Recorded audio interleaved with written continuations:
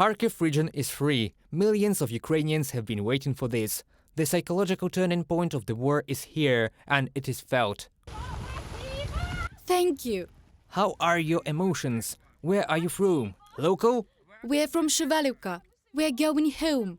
Are you happy? Of course we are. Such scenes are normal now on the roads of the Kharkiv region, but not everything is that well. On the roads and in the cities of Ukraine, liberated from Putin's occupation army, traces of the tragedy are everywhere. Broken houses, destroyed farms and enterprises. There are also remnants of Russian equipment liquidated during the successful counteroffensive of the Ukrainian army. The lightning-fast liberation of the eastern region of Ukraine is also confirmed by local residents. Ukraine kicked out the Russians, or did they leave by themselves? Ukraine did. They had a very big shootout here until the evening, and in the evening it became a little quieter. They were already there, behind the bridge, plotting something. Why did we get bombed here most often? Because there is a bridge nearby. The bridge that Serhiy is talking about is the way to Balaklia. The Russians blew up this bridge during their retreat. To cross to the other side of the river, you need to go along the remains of a pontoon crossing. I had to leave the car on the other side and cross the river on foot to get to Balaklia. I moved to the other side of the bridge with the help of kind people. Now I'm going directly to Balaklia. Our car, along with the driver, is left on the other side of the river. It is not far from the city. Now I can clearly show you how the Russian occupiers were managing here. Did you believe that everything would return to normal, or was there even no hope for the deoccupation? There was hope. There was always hope. We waited a lot and prayed. It's been 5 days since the deoccupation. How do you feel? Do you feel any changes? Well, yes, of course we do. What are they? We hear silence now. But what is the situation with food supplies? We have brought a lot of humanitarian aid. While the city was under occupation, did the Russians bring any help? Very rarely. Everything was sold in the stores. Humanitarian aid sold in stores? Of course they did that. Those who live now in Balaklia survived the occupation.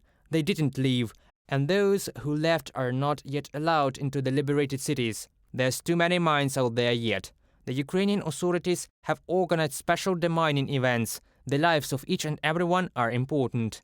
Sometimes volunteers have to transport the wounded, who are blown up on the mined roads of the Kharkiv region. This car has also traces of blood. The blood belongs to a pensioner who was wounded and picked up by the driver. The local authorities of Balaklia are putting the city in order. Public utilities work every day. Here on the main street they give out humanitarian aid. Locals say that now there is enough food, unlike the situation a week ago when the occupation administration was here. We tried not to show ourselves. Have you been hiding? Now, as I see it, you feel more hopeful.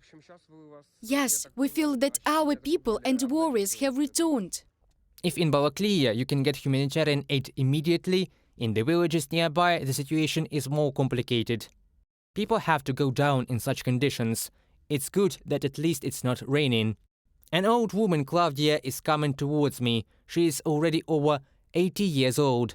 She herself cannot go down under the bridge to take a bag of groceries, so her neighbors help her. Did you come here by bike, Grandma? I came on my back, not a bike. Well, you won't carry it home. Maybe I can help her bring food home? No windows, no doors, nothing left. The kitchen burned down, the barn burned down. Only the hut remained, without windows and doors. What did they say? Why did they come here, the Russians? What did they say? They came to kill us. They came to kill us. There are a lot of people like Claudia here. They survived the Russian occupation for almost half a year, waiting for Ukrainian authorities to return.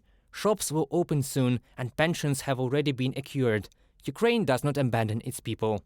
Reported by Alexei Matsuka, Pavlo Shtelmach, UATV News.